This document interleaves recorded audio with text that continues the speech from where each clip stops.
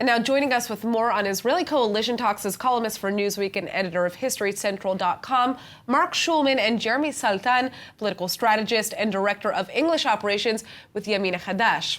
All right, now, thank you both for joining us. Now, with this mandate in the hands of blue and white, in Benny Gantz's hands, can we expect the formation of a unity government? Is there a scenario in which that will take place? Well, there's a scenario. There are a couple of scenarios. It's not, I'd give it 50-50 chance altogether. Here's the two things that may force a unity government.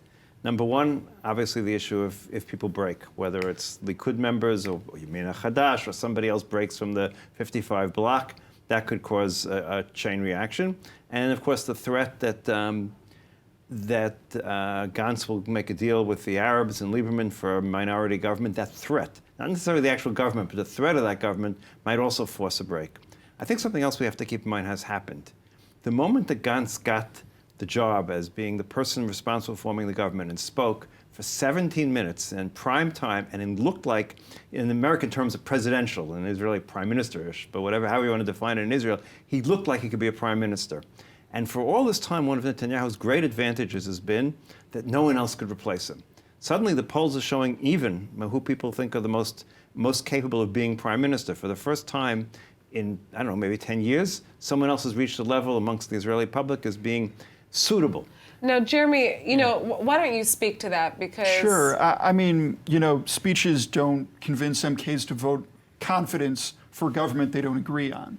Look, there are three options we have here. One is that Gantz is able to form a coalition. The second is that the third person who receives the mandate is able to do it. And then the third option is we go to another election. God help us if we do. I really hope we don't. I think what is more likely is that we will have the third person get the mandate. I don't think Gantz has any path to form a government. Well, he has a block of 44 MKs, and he needs Lieberman and the Joint List to vote for a government they will not be a part of. Well, so that brings me to my question is, what would it take for the right-wing bloc to break during these second negotiations, if anything? Well, what Gantz is hoping is going to happen is that Mandelblit, the Attorney General, is going to decide that he's going to indict Netanyahu over the next 27 days. Assuming that doesn't happen, Gantz really doesn't have anything else. I mean, the entire plan that Gantz has put together is that Likud is supposed to oust Netanyahu. If Likud does not oust Netanyahu, and I do not expect them to do, don't expect Likud's coalition partners to go ahead and do the job for them. And again, there's no reason for Likud to oust Netanyahu at this time, and Gantz is just going ahead and trying to pretend that he's able to fill up that time until the magic announcement of the Attorney General, which might not come. I think there is a reason why we could expect. They don't want another election. I mean, no one wants another election. But the general fear, from the Likud standpoint, is they'll do worse the third time than they did the second time they did the first time. The second time they went down in votes. And the general consensus amongst experts is they'll go down further the third time. Not that these people are going to go and vote for somebody else. They'll just stay home. And I think that is the great fear. Plus what I said a moment ago, the fact that more and more people look at Gantz and say, well, you know what? He could be prime minister. We're not talking about some crazy left-winger. We're talking about someone who was the chief of staff of the army, sitting with two other chiefs of the staffs of the army. It's really hard to be afraid of them being prime minister. Let's put it that way. It's really afraid to say, well, it's dangerous times. We can't have someone who doesn't know what he's doing being prime minister. So look at him.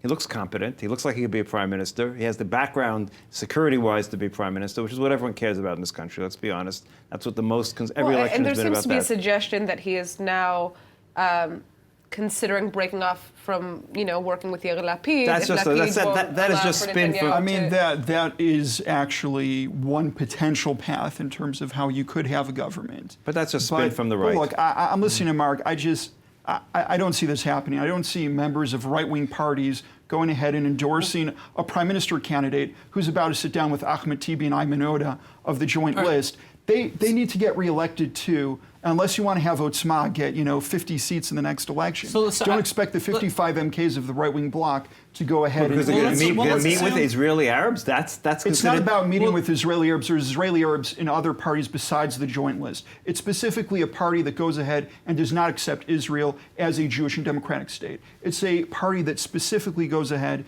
and targets members of the right-wing bloc with their rhetoric. So yes, I don't go ahead and expect members of the right-wing bloc to go ahead and endorse Gantz for prime minister when he's being supported by the left and the far left? Well, he's willing to talk to them. I don't understand. That makes him He impossible. said It that makes him trade. they are potential coalition partners. He says potential to talk to. Do you really see a scenario where Likud MKs would break off and sit in a government that would be formed with members of the joint list? No, they wouldn't be Let's formed talk with the about joint I list. mean, realistic but scenarios what here.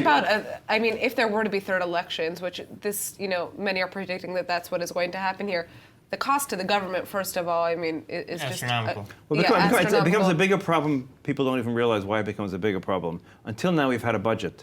We had passed a 2-year budget 2 years ago. Yes. As of January 1st, we no longer have a budget, which means everybody gets, 1 month's worth of the last budget. Right. And of course, inflation has taken a place, and so All right, so let us not hope Let's- for third elections. Yeah, All right, let's thank you skip that both so much for eventuality. joining Sure. us. Coming.